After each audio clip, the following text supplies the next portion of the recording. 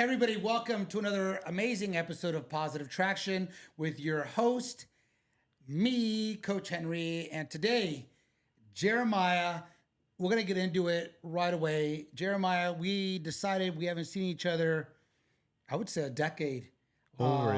Over. So, Jeremiah, you have a wealth of a resume. So let's start with what you're currently up to so we can get a grasp of who you are, and then we'll work our way from there. Welcome to the show. Thank you for having me. I mean, over a decade. 2009, I think, is when we met. Wow. Yeah, that's when we met. Yes. Yeah, 2009. And then we did the tournaments with Zach and all that for a little bit. I think 2010 we did the tournament, and I don't think we've stayed connected, but I haven't physically seen you since. Wow. That's 14 years. Dang. Going on 15. Wow.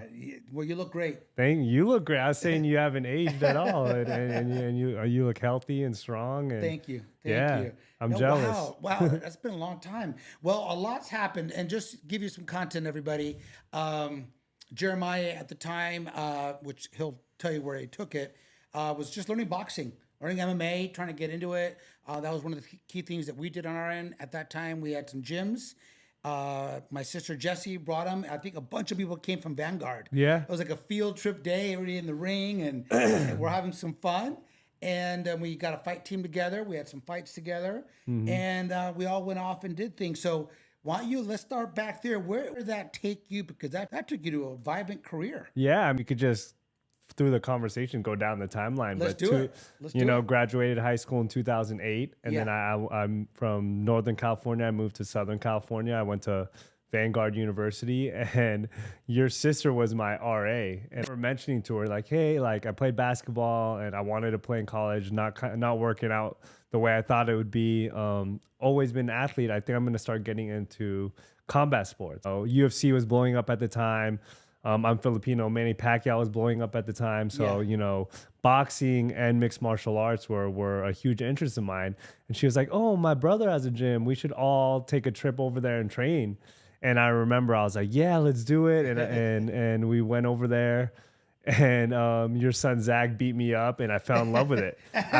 Zach beat me up, and then I fell in love with the challenge of the sport and the craft. And I was like, well, and then Zach won a pretty big Pan Am tournament. In Orange County. Yeah, good memory. And then I remember I was like, well, if Zach's win, I want to train with whoever he's trained with, which is you. And I would drive an hour and a half after class to go train with you guys. And you took me to that tournament. And, that opened up, my love for combat sports. Unfortunately, I can drive hour and a half every day to train. Right. But then you ended up finding someone closer that worked out. But I want to start there. Like, number one, I love it. And again, my son loves you. We both love you. Love seeing your story. And again, we haven't seen each other in 14 years. We just confirmed. But I feel like it was just yesterday I saw you. And I remember you going in and being so green, learning. And I love that you said it the way you did, which shows to you part of your success is that you did get beat because you were learning. Yeah. But you didn't. Most people don't take defeat like that. Yeah. You actually said exactly. You could not set this up better. Let me see who is making these people good, and let me go learn, go take it to my levels. And you have, and I love that. Yeah, I love that. So great time for that with you guys and with you, and then also being there for my son during that stage. So now let's take that opened up. You train closer to home. Let's kind of bring people into it. When did you go? My passion. Tell us a little bit about that.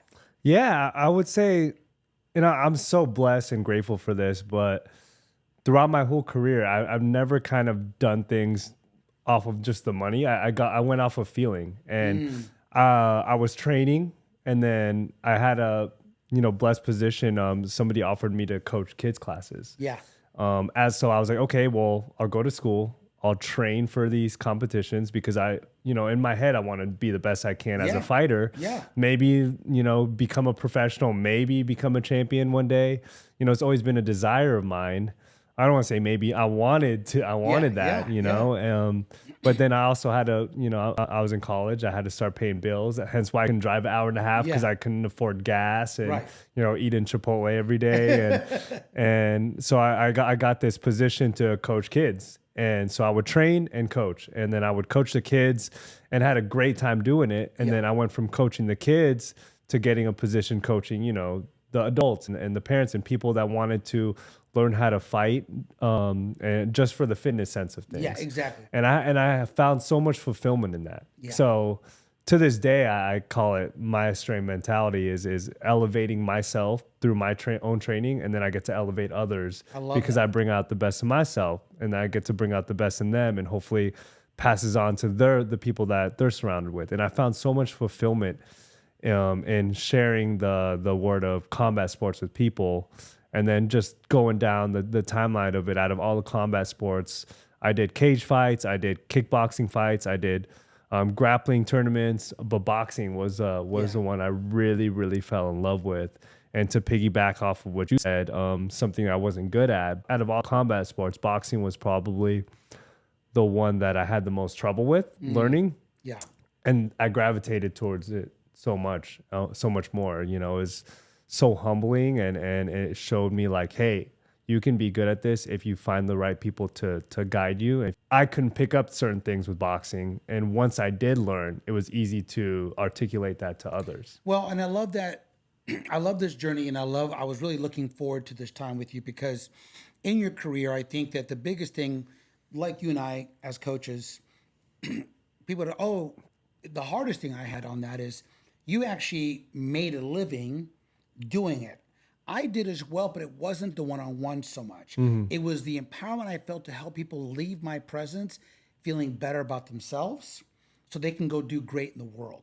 So that's the level that really ignited me.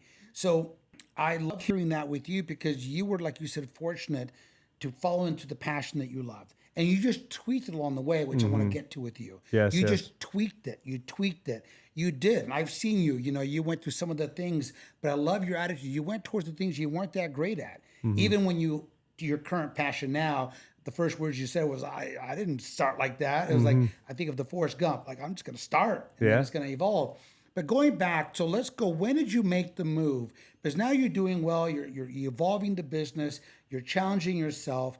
What was the pivotal point that it became, now you're like, wait a minute, I can really make a living off this? Yeah. What was your mindset, and where was that? Was that LA or already New York? No, it was actually LA, Orange County still. Orange County, okay. So that company that hired me to coach the kids' classes, and then I started teaching the adults, and then they're paying me for these private training classes. And just to put figures on it so people understand context, like, at the time, people were paying $75 for a 1 hour private session. Right. And out of the $75, they would pay me $20. And at the time, I'm 20 years old. I am stoked. $20 an hour. I mean, I used to work valet before that.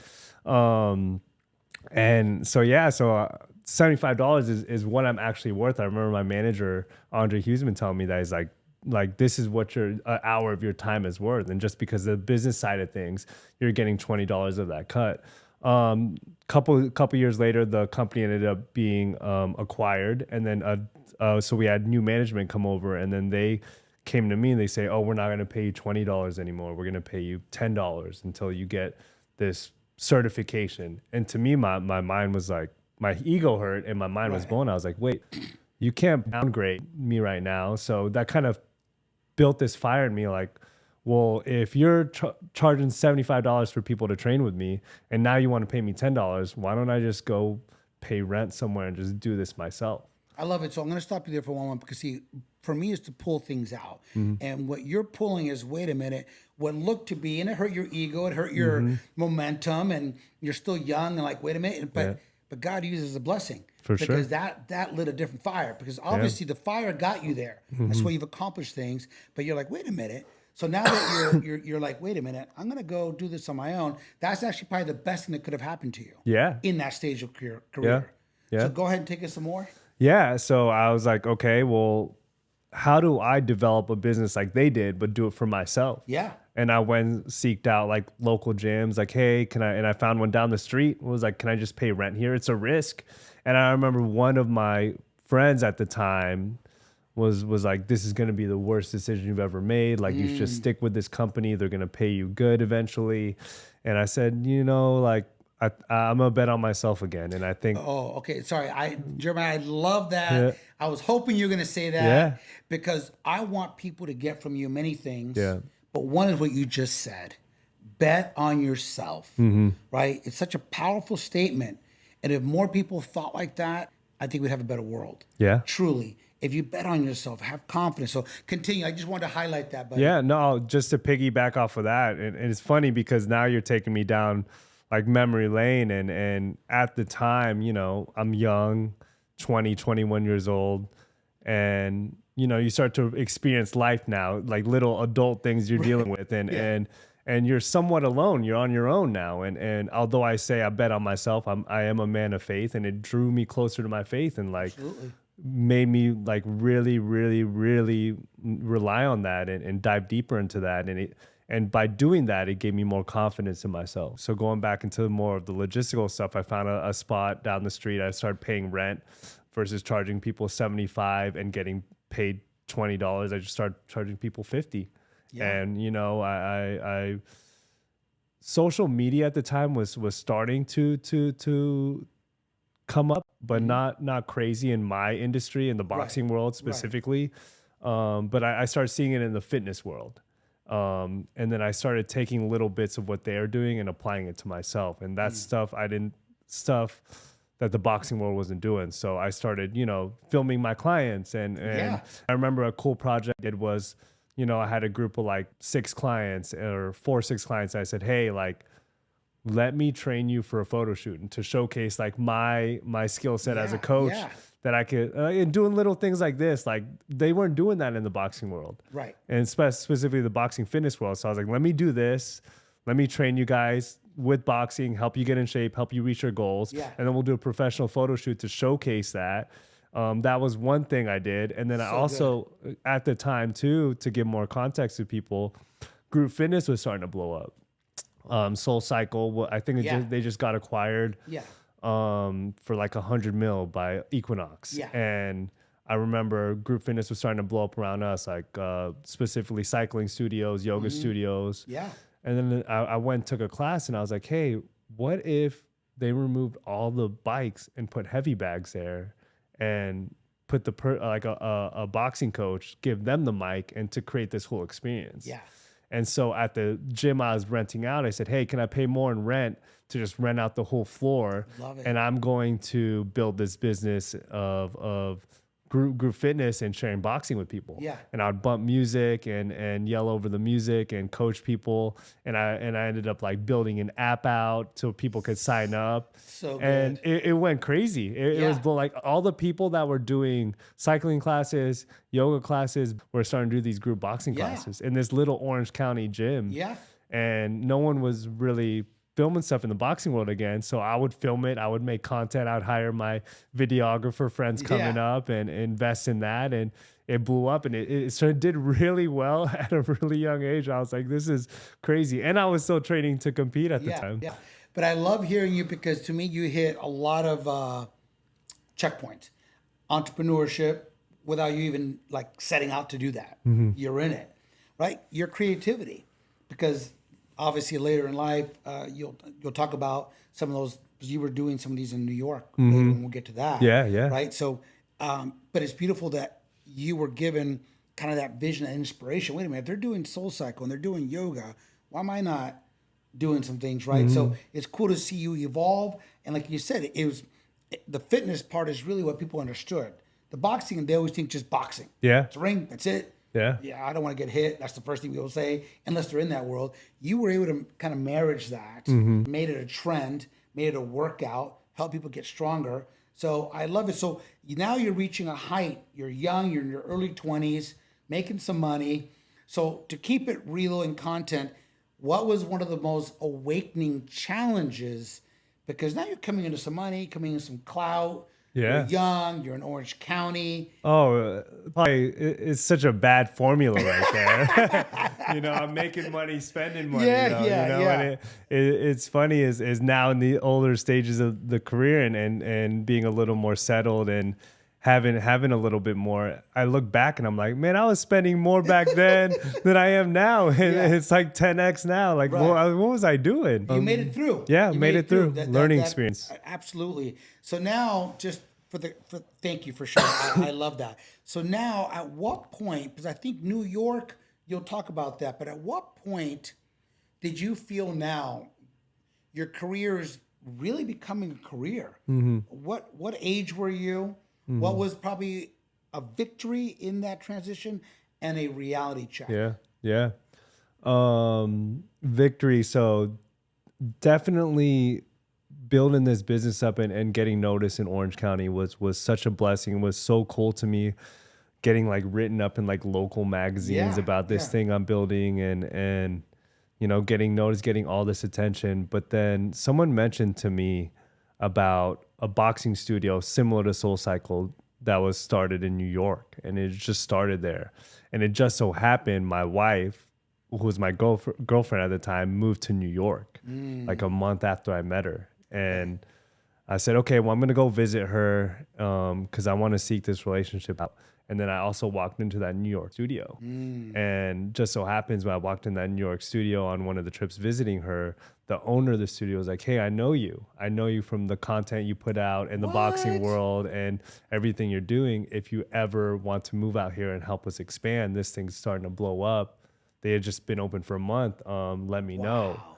And I said, I'm interested. But again, there was this pivotal time. And I remember another friend who was close to me at the time back then was like, why would you leave Orange County? You're building this great business here. You're getting momentum, but now you're going to move to New York and seek out this relationship that you may not know may work. And this put it all your eggs into this other boxing studio that's not even yours. And I said, look, like, and I've always thought if I'm good at what I'm doing now, like I need to really know, and doing it in New York and proving myself in New York will let me know that, because New York is like the capital of that. You know, it's the highest level of most things, whether it's fashion, entertainment, food, fitness. Like Soul Cycle was started in New York City, and I said, if I'm really as good as I think I am coaching people in groups and one-on-ones, let me do it in New York. And then just so happens I could pursue the relationship with my wife at the time. Well, I love that, because look, this is now another time you're sharing that the influence you had, and they weren't wrong. They're giving you good logical advice. You're at the height, you're making money, you're in obviously Orange County. Come on, it's one of the best places in the world to live. All the things are going for you, but obviously you have a new potential love, okay? And you have now a company that's on the very scope of launching in New York, and so there's an opportunity there, but that you created for yourself. I mean, through the faith that you have, but because they already kind of saw you, they knew you look the part, you know the part, you are the part, but you're actually a fighter. So now you took that leap of faith, obviously, and that's how I feel you made that decision, because I'm sure you prayed on it, you sat on it, because anybody else logically, like maybe at that point, 2 months into your relationship, now you're going to work for somebody else, and you kind of got burnt before. So that was a big leap of faith. Yeah. So the victory was an opportunity by stepping. Only God knew that by you meeting a girl that moved to New York would take you to New York because you pursued her, and all of a sudden things start changing. Yeah. So in that, what was one of the biggest challenges? Was it an ego check? Was it being submissive? Was it just the uncertainty of a new relationship? What do you feel? You're going coast to coast for all the right reasons, but it's still somewhat scary. Yeah.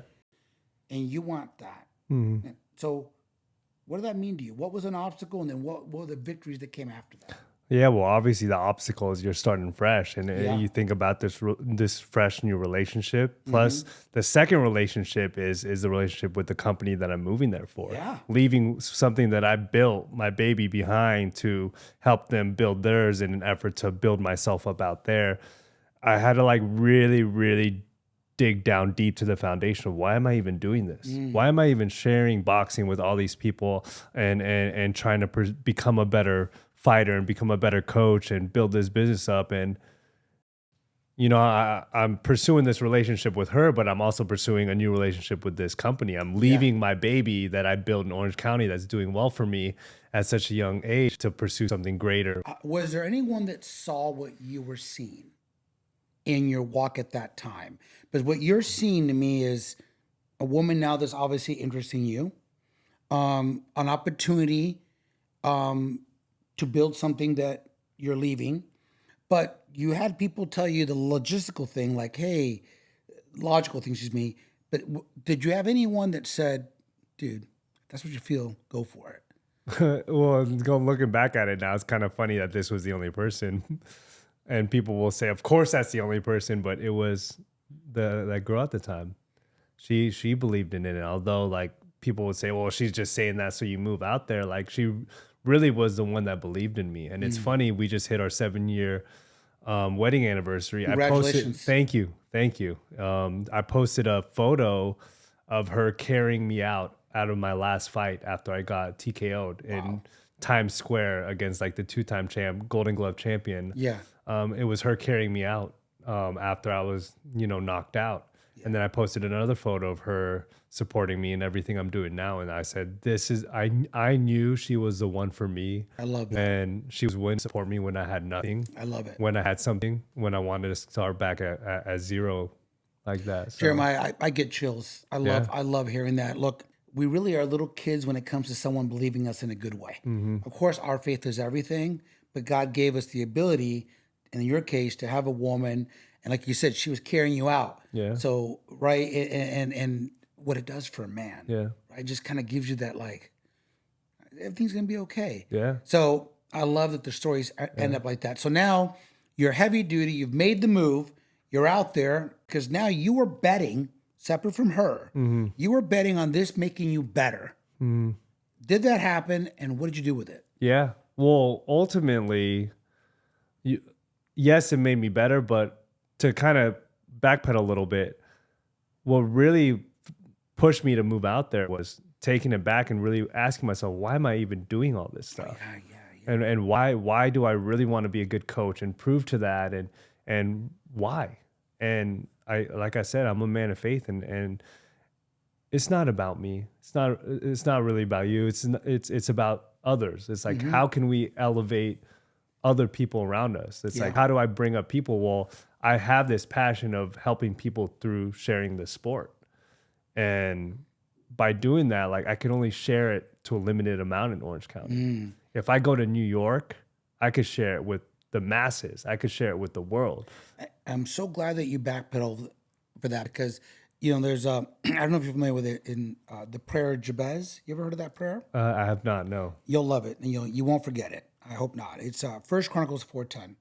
And the prayer is this, is bless me indeed, O Lord, enlarge my territory, keep your hand with me, so I may cause no harm or evil. And when I had to make my pivot, because, you knew me all those years, so with 30 years coaching, and I made a beautiful living coaching all those years. And like you, and this is why I asked you this question, but I'm going to bring it up now, I was leaving something good. And business was good, beautiful 5,000 square foot location, ring, all the toys that we would like. Yeah. But I knew, to your point, and people did speak this over me, which I appreciate, it's time to share it with the nation. Right? Now, I didn't know that meant leaving that world for me, right? But I share that because you said something great that it's not. I mean, hence my hat. I am blessed to bless at any level. It has nothing to do with money or status. Yeah. It means whatever I have, I'm going to share. Yeah. So I love that that's what you felt, because I think that's one of the correlations of our friendship and our relationship, that you very much, I've been seeing you in 14 years, and to hear you just validate what I've always known, what I've seen, what you can capture through social media, I love it, because it is the blessing that you've been given to share. It's an honor. Yeah. And that's why I love that prayer. God's enlarging your territory, but the key is keeping his hand with us. 1,000,000%. Because I've been there where he's enlarged my territory, but I didn't keep his hand with me. So it fell apart. Yeah. And you better believe this time around, his hand's in everything I do, right? So I love that you shared that, because I think that's a really part of your journey, is so that what about now? So now you have a bigger platform. Things are popping, right? You're starting to get like, let's get into the meat of your career as far as in that season. You're getting sponsors. You're getting well known. So tell us about that. No. So again, the risk paid off. I moved to New York, and I got great traction. Coaching to the masses. Coaching at one studio turned into helping this company go from one studio to 13 studios, and I got to have a hand. Again, it's bigger than me. So versus just coaching classes and clients, I got to coach trainers and kind of instill. You became the coach of coaches. Yeah, I got to instill my philosophy and some incredible coaches that are like world renowned now. You know, and it was great to play a little part in that and instill some of my philosophy and characteristics in how they coach and share the word boxing to others. So good.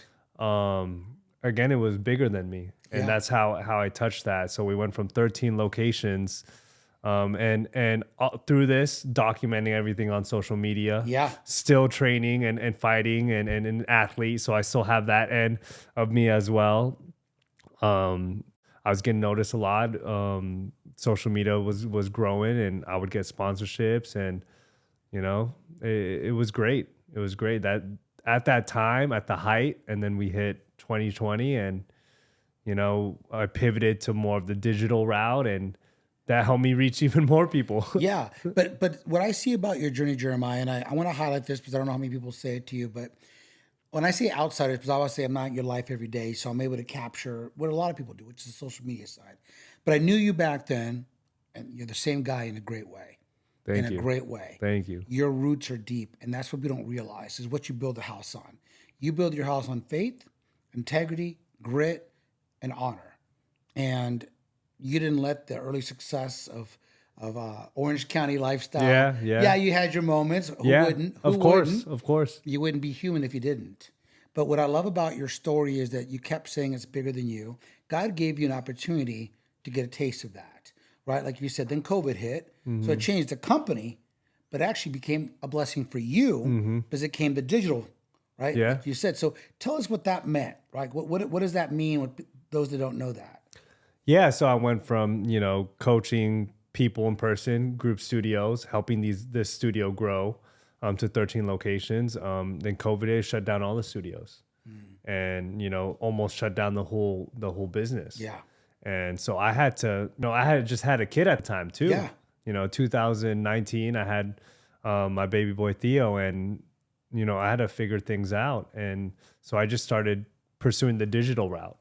And again, found momentum in that, literally created a business overnight, coaching like I would in person. Yeah. And then getting noticed from the success from that by a bigger digital company at the time. And they ended up hiring me and to help develop their digital boxing platform and again, I went from coaching to 20 people in Orange County, then moving to New York and coaching thousands. I remember I would coach hundreds in a day, just through the few classes I would teach, to thousands, and then being part of this digital platform to help share the word of boxing.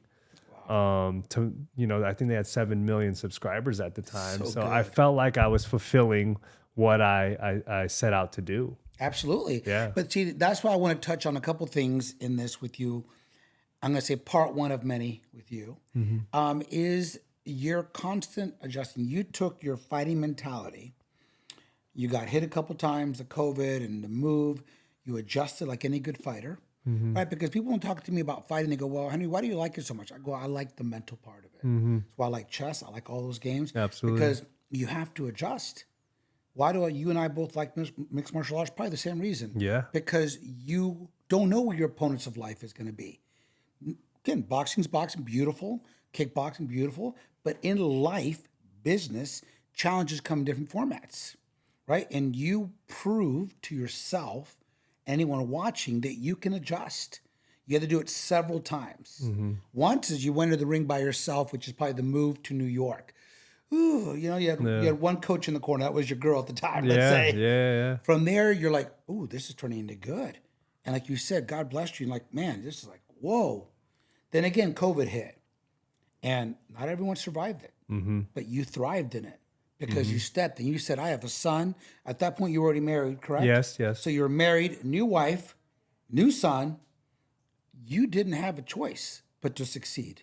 Mm-hmm. And you took that. And that's why I want people to get from this also is your adaptability and rise from it, Mm-hmm. right? You could have been a victim and most people stay there. Yeah. But you chose to do something because you kept saying on this show today, it's not about me. It's not about just my story. So what am I going to do with it? Yeah. So I love that. So now for the sake of our time, and thank you for all the adjustments today, even.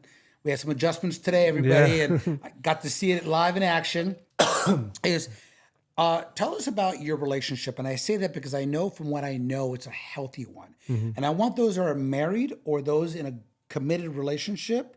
What is a secret or something that really works for you two? But she's a mover and shaker. Mm-hmm. You're a mover and shaker. Two movers and shakers. How do you make it work? Over communication. Woo!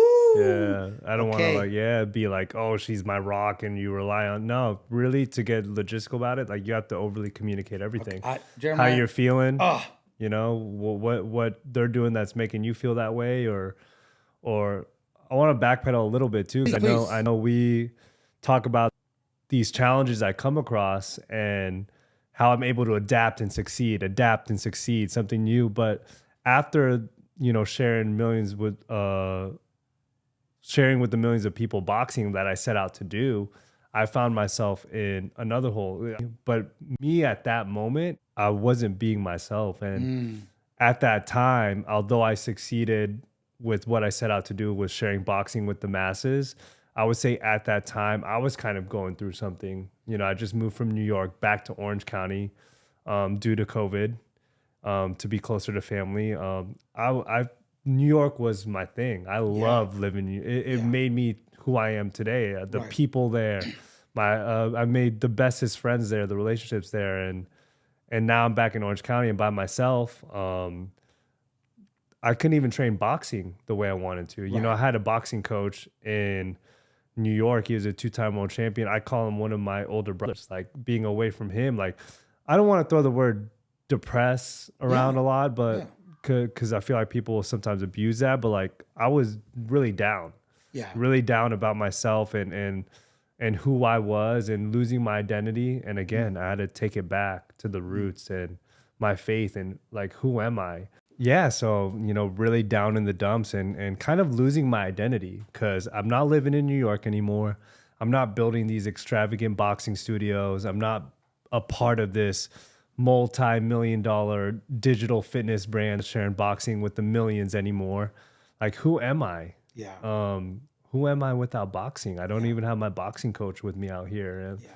So again, I had to really work on my mental and myself and my soul and who am I without all these things? Well, I'm so much more. And it wasn't I'm a boxer, I'm a boxing coach, I'm a businessman. Those are attributes of things that I've accomplished, but they're just these vehicles that showcase who I really am. I love that you shared that because I don't want to dismiss, for lack of a better word, depression and like you said, play it out because people do take advantage of it.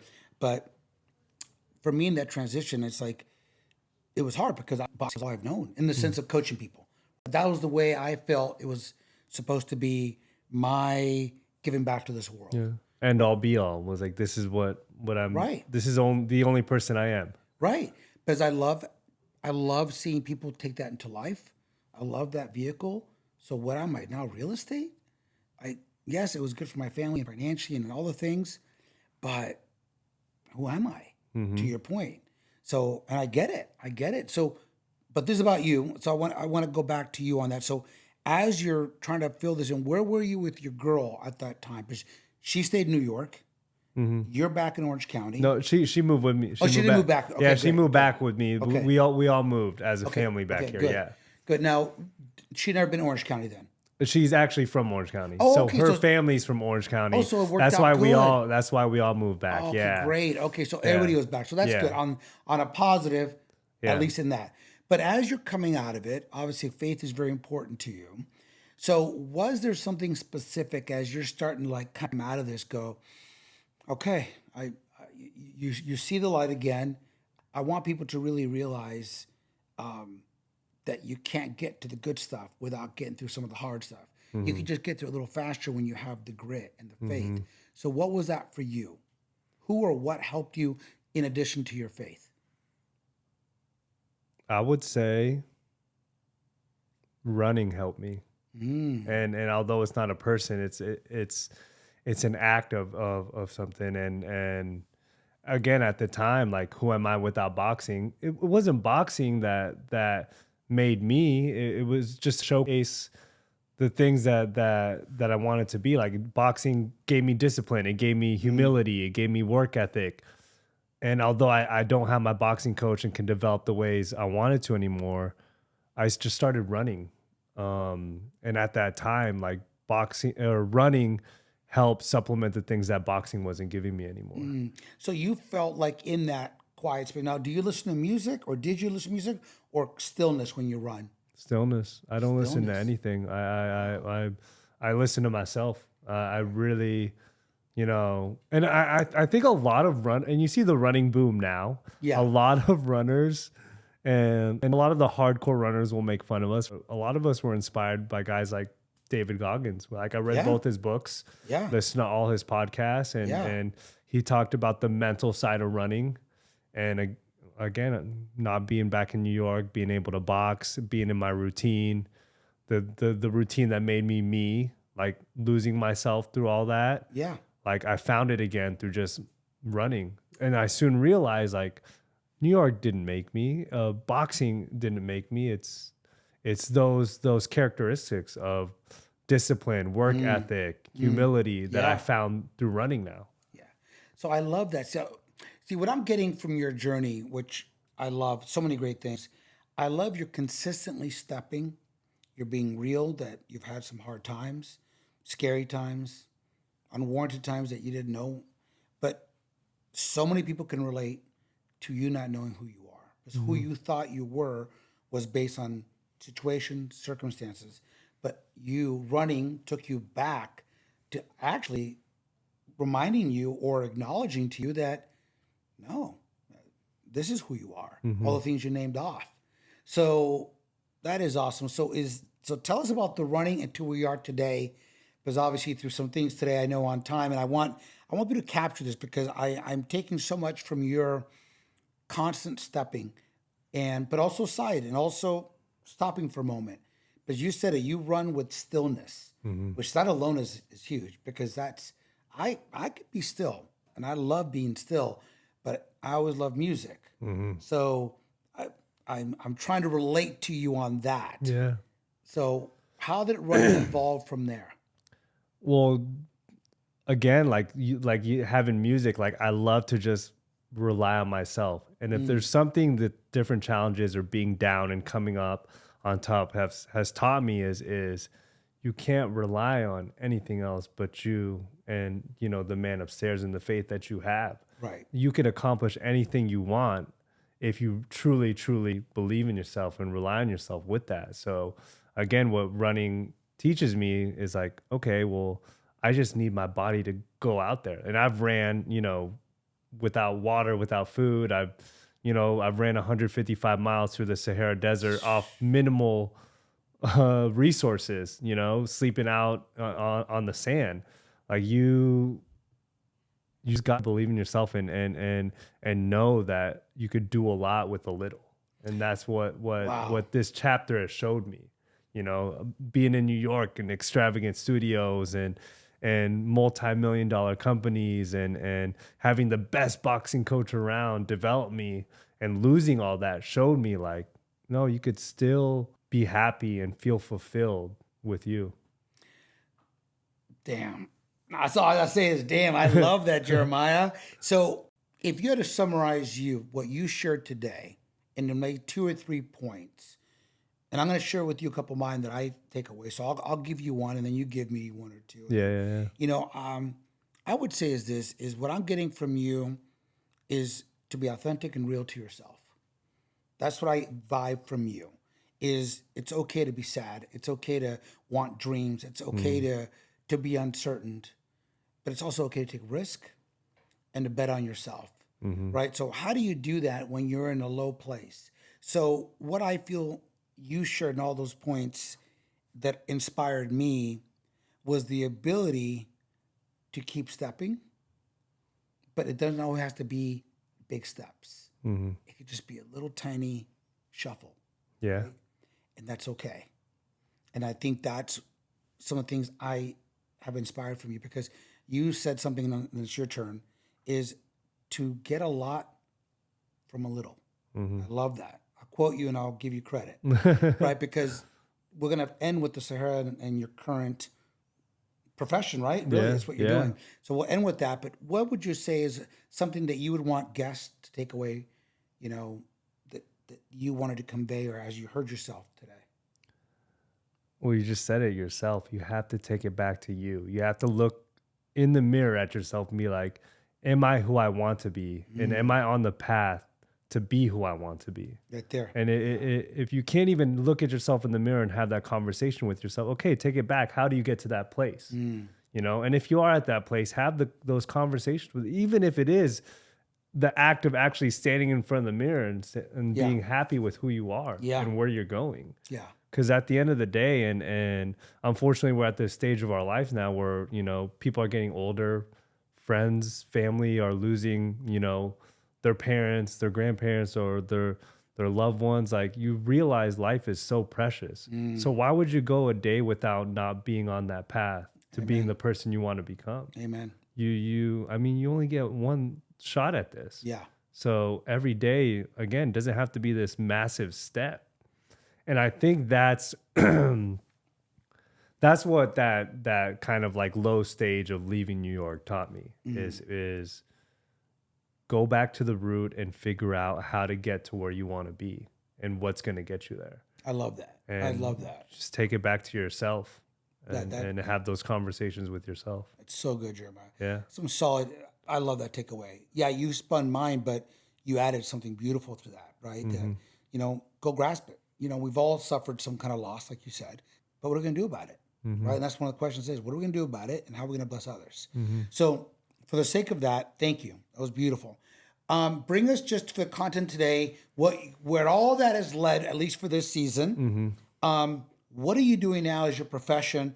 And just to leave them hanging with that way we're going to do part 2. Yeah. So I want to talk about sponsorships. I want to talk about all kinds of things next time that can help people realize that it just starts by believing in yourself. Yeah. So I'm going to leave them with that, but tell us what you're up to now and what's it called so we can follow along with you. Yeah. We'll obviously follow the whole journey on social media. Just my name, Jeremiah Maestre. I document everything that I do out there, but number one, taking it back to boxing, because that's a majority we talked about. I'm still sharing boxing with the masses. Okay. Through that, so I'm opening up a boxing brand called Legacy, and it'll be my legacy of boxing. Ooh, and sharing it through boxing studios and content and courses to help other boxing instructors and other boxing gyms around the world. And when is that going to be launched? It'll be launched early Q1 of 2025. All right. So I'm doing that. But also that running journey I started dabbling with in 2022. It's done so much for me. It went from, running my first marathon on my own to now I'm running ultra marathons. For those who don't know, what is an ultra marathon? Is anything more than 26.2 miles. And again, like, I was an extreme athlete as a fighter. I always take things to the extreme. So I've run 155 miles through the Sahara Desert, wearing a backpack with all my resources. Okay, I'm sorry, Jeremiah. Just for one moment. 155 miles across the Sahara Desert. Yeah. Okay. It was life-changing experience that I'm going to be doing again next year. And we're gonna keep this particular relationship for sure strong, because I'm just so intrigued. I'm so inspired by you again getting out there, and jeepers, man. 155. I mean, that's hard in a car. Yeah, it's broken up. I think the most you run in a day is 52 miles, but I think the toll of like being out there in the sun and the heat and no resources, no crew. But on that note too, I will be running a full 100 miles in one shot at the end of next year as well. Wow. And this time through the mountains. Guys, I didn't have words for that other than amazing. Yeah. That's it.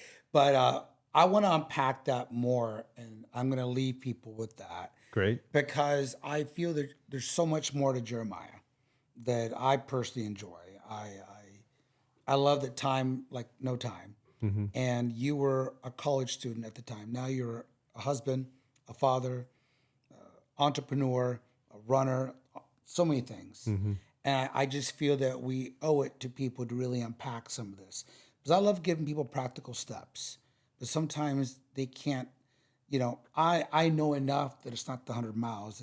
It's the first steps. Mm-hmm. And then you build from, like you said, the way you were talking about, I remember my first marathon, 26 miles, no big deal, Yeah. I love that. Well, at the end of every show, I give everybody the opportunity to kind of ask me a question. You've been gracious to allow me to ask all kinds of questions. You've given such great insight. So thank you for being a joy. Is there anything that you want to share towards us or anything you want to ask me that I can share back? Because you've trusted me. I'll trust you now. I want to keep it fun on this one. Okay. But my question for you is, will you go the rest of your life never running a marathon? Wow. Well, I guess it's fun, but it kind of got deep. Right? No. Would you be down to train for one and run one? You gonna be my coach? Gosh, you know what's so funny? The irony of the way God works. Yesterday was the first time in 4 or 5 years I went for a run. Wow. Yesterday, of all days, a day before you and I shoot. Yeah. Well, again, I do condition. I'm a huge. I do an hour of cardio 4 or 5 times a week. So thank you. Keeps me healthy, cardio, the whole bit. And then I do my weights and I do my boxing. I want to be strong, right? But I knew I needed to put myself out there. Now, one of the main reasons, physically speaking, that I didn't do the running more was because, I've stayed healthy, but all those years of fighting and all that, I got to be careful. I'm still, even though I'm leaned back out, I'm still 257. Back on my way down to 240 is usually really strong for me, which I'm grateful because I started this journey at 281 again. So on my way back and keep my muscle. To answer your question, I would say I'm down to accept. Great. Yeah. You never know. And look, it could be 5 years down the line. It really, the incredible thing about running is most can do it. Yeah. And you could start literally anywhere from couch to that. You just got to give it time. Yeah. And have that patience. I love it. Well, how about this? I don't know when we're going to do our follow-up, but we will do it sooner than later. But I will commit to this on the air. I don't know when this will be shown, but I accept, and you always are pushing yourself, and I'm pushing myself. So I am going to take your question, and I'm going to say your next big race is April, right? Yes. So I'm going to say I will get ready to do at least a 10K before that. Love it. Love it. Absolutely love it. It's on there at some Absolutely point. love it. I appreciate you asking me that question. Yeah. So everybody, I hate to even wind this thing down, but today we've had some counters, and I know for the sake of time, because I'm just enjoying speaking to you. Yeah. And everybody, thank you for tuning in. Jeremiah is just awesome. I hope you take as much of an inspiration. Jeremiah, thank you for sharing part of your life with us. I look forward to people unpacking you more. Follow him. You'll get all the, as my daughter always says, all the things. You'll see the hashtags, all things. And I want to talk to my business partner in the world of Vibey, saying I think we should jump in the sponsorship at some point with you. Little Vibey action. Amazing. Matter of fact, her husband and my son are running the LA Marathon. Great. And we said we would get some Vibey shirts on there. Incredible. So let's go. Yeah. So thank you for being on this show. Thank you for what you do for this world. Thank you. Thank you. Thank you for helping me share the message. Absolutely. God bless you all. Thanks for joining in for another episode of Positive Traction. God bless.